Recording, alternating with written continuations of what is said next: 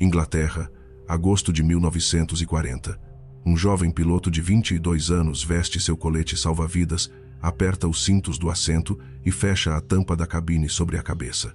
Lá fora, centenas de aviões alemães já cruzam o Canal da Mancha em direção às costas britânicas.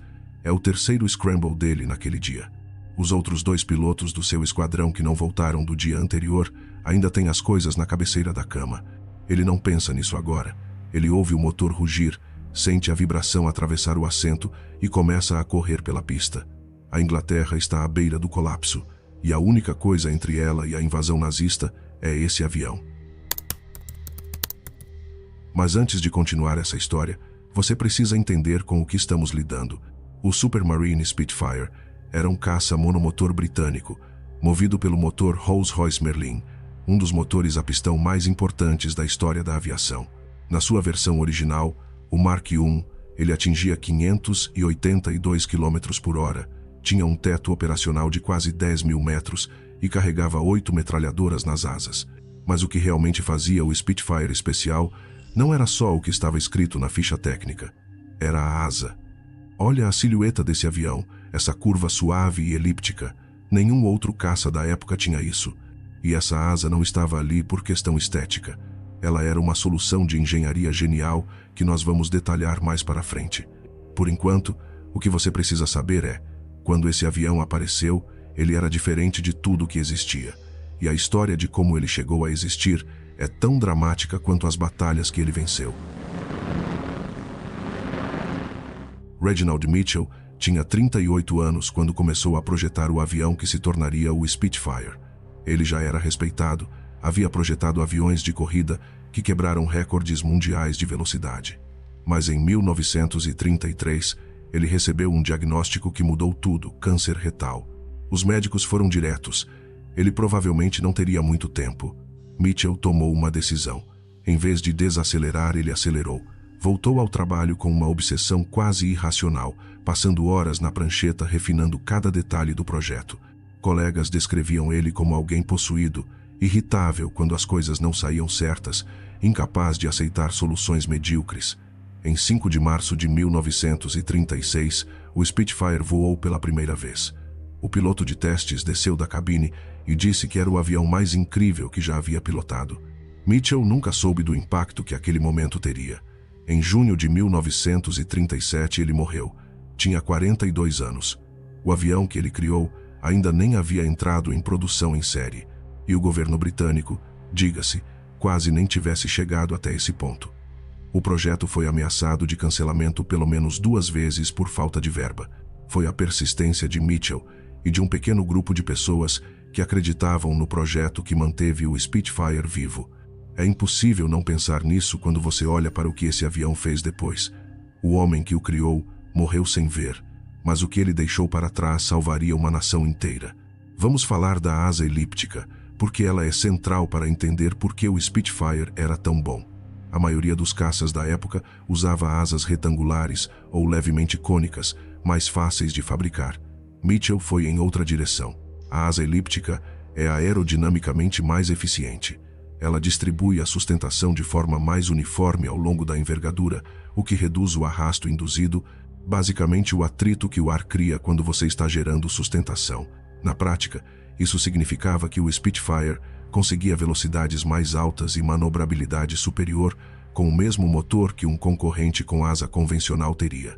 O lado negativo: essa asa era extremamente complexa de fabricar. Cada nervura tinha um formato diferente. Operárias de fábricas britânicas passavam semanas aprendendo a construir apenas uma seção da asa. Era cara, era difícil, era demorada de produzir. E mesmo assim, Mitchell insistiu nela, porque ela funcionava. Julho de 1940. A França havia caído em 6 semanas. A maior parte da Europa continental estava sob controle alemão. Hitler olhava para o Canal da Mancha e via o último obstáculo antes do domínio total do continente. O plano era simples: destruir a Royal Air Force. Sem força aérea, a Inglaterra não poderia resistir a uma invasão naval. A Luftwaffe, a força aérea alemã, era a maior e mais experiente do mundo naquele momento. Em número de aviões e pilotos veteranos, ela superava em muito o que os britânicos tinham disponível. O que se seguiu ficou conhecido como a Batalha da Inglaterra e durou de julho a outubro de 1940. Do lado britânico, 2 caças carregavam o peso da defesa, o Hawker Hurricane e o Spitfire. O Hurricane era mais numeroso e mais fácil de produzir, mas o Spitfire era o que os pilotos queriam voar e o que os pilotos alemães temiam encontrar. Do outro lado, o principal caça alemão era o Messerschmitt Bf 109. Em muitos aspectos, era o rival mais direto do Spitfire, velocidade similar, tecnologia similar. Os confrontos entre os dois eram decididos por margem mínima de desempenho, e muitas vezes pela habilidade do piloto. O que os números não mostram é o custo humano. A expectativa de vida de um piloto novo na RAF durante a Batalha da Inglaterra era de aproximadamente 4 semanas. Esquadrões perdiam membros tão rápido que mal havia tempo para luto. Pilotos voavam 3, 4 missões por dia. Muitos dormiam ao lado dos aviões para poupar tempo. E ainda assim, eles seguravam. O fator decisivo foi geográfico. Os caças alemães decolavam da França, cruzavam o canal e tinham autonomia de combustível limitada sobre a Inglaterra, às vezes menos de 20 minutos de combate antes de precisar voltar. Os britânicos voavam em casa. Quando um Spitfire era abatido, mas o piloto sobrevivia, ele podia estar de volta a um avião em horas. Um piloto alemão abatido sobre a Inglaterra era capturado. Em setembro de 1940, Hitler adiou indefinidamente a invasão. A RAF não havia sido destruída.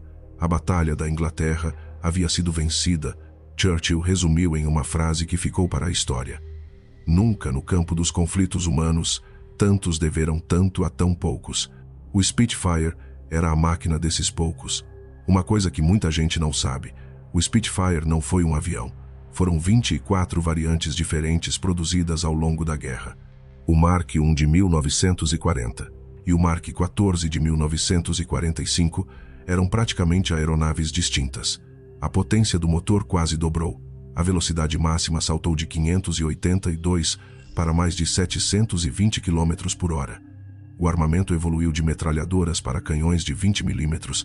Algumas versões foram adaptadas para operar de porta-aviões, o que exigiu modificações estruturais enormes. Essa capacidade de evolução constante foi um dos grandes trunfos do projeto. A estrutura básica de Mitchell comportou melhorias que ele provavelmente nem imaginou quando estava na prancheta. No total, mais de 20.000 Spitfires foram produzidos. Eles serviram em mais de 30 países diferentes. A guerra terminou em 1945. O Spitfire continuou. Forças aéreas ao redor do mundo operaram o avião até o início dos anos 60, já na era dos jatos. Em Israel, Spitfires voaram na Guerra da Independência de 1948. Em vários países africanos e asiáticos, foram os primeiros caças de forças aéreas recém-formadas, mas o legado do Spitfire vai além dos números de serviço ou das batalhas vencidas. Ele se tornou um símbolo. Para a geração que viveu a Segunda Guerra, o Spitfire representava algo concreto, a prova de que engenharia, coragem e determinação podiam dobrar o que parecia ser uma derrota inevitável. Quando a Inglaterra estava sozinha, sem aliados, sem perspectiva, havia um avião. E esse avião havia sido projetado por um homem que sabia que estava morrendo, que trabalhou com urgência não porque alguém mandou, mas porque entendia que o que ele estava fazendo importava. Mitchell não viu a Batalha da Inglaterra, não viu os pilotos que seu avião protegeu, não viu Churchill fazer aquele discurso, mas sem ele, nada disso teria acontecido. Hoje, cerca de 60 Spitfires ainda são capazes de voar.